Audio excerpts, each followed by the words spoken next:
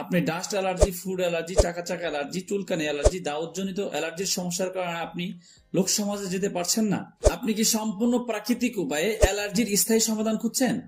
তাহলে আজকের ভিডিওটা আপনার জন্য অত্যন্ত গুরুত্বপূর্ণ। প্রিয় ভাইরা, অ্যালার্জি কি? অ্যালার্জি হচ্ছে মানুষের শরীরের এক ধরনের ক্ষতিকারক জীবাণু। এই অ্যালার্জি যদি আমাদের শরীরে হয় তখন আমাদের বিভিন্ন রোগ তৈরি হয়। অ্যালার্জিটা মূলত তৈরি হয় রক্ত থেকে। রক্তে যদি একবার অ্যালার্জি হয়ে যায় তখন আপনার জীবনটাই শেষ হয়ে যেতে পারে।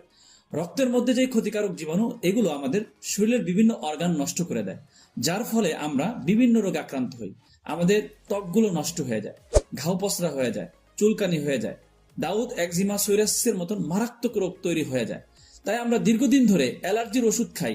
বিভিন্ন কেমিক্যাল ওষুধ খেয়ে ফার্মেসিতে গিয়ে আমরা অ্যালার্জির ওষুধের কথা বলি, যেগুলো আমাদের জন্য অত্যন্ত ক্ষতিকর, যেটা আমাদের ইফেক্ট করতে পারে।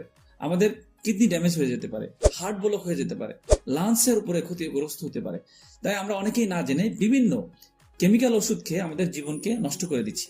তাই আপনি আল খেদমা ন্যাচারাল কেয়ার আপনাদের কথা চিন্তা করে বিভিন্ন প্রাকৃতিক উপায়ে ন্যাচারাল একটি প্রোডাক্ট, অ্যালার্জি বিনাশ, যেটা সেবন করার ফলে আপনার যে কোনো ধরনের allergy, cold allergy, dust allergy, food allergy, চাকা চাকা অ্যালার্জি, যে কোনো ধরনের অ্যালার্জি, যারা অ্যালার্জির কারণে রাতে ঘুমাইতে পারেন না, প্রাকৃতিক উপায়ে চাচ্ছেন আমি সম্পূর্ণ পার্শ্ব প্রতিক্রিয়া মুক্তভাবে আমরা অ্যালার্জির সমস্যা দূর করতে চাই।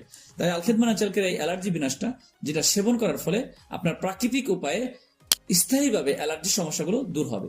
যেটা তৈরি করা হয়েছে রেউচিনি, কালো কাসন্দি, তেওরি মূল, মন্ডারি ফুল সহ মোট 25টা ভেষজ উপাদান দিয়ে, যেটা মানুষের অ্যালার্জি দূর করার জন্য অত্যন্ত কার্যকর। কোনো ধরনের পার্শ্ব প্রতিক্রিয়া নাই। তাই যারা দীর্ঘদিন ধরে অ্যালার্জি ভুগছেন তারা সরাসরি আমাদের স্ক্রিনে দেওয়া নাম্বারে যোগাযোগ করতে পারেন। আসসালামু আলাইকুম ওয়া রাহমাতুল্লাহি ওয়া বারাকাতুহু।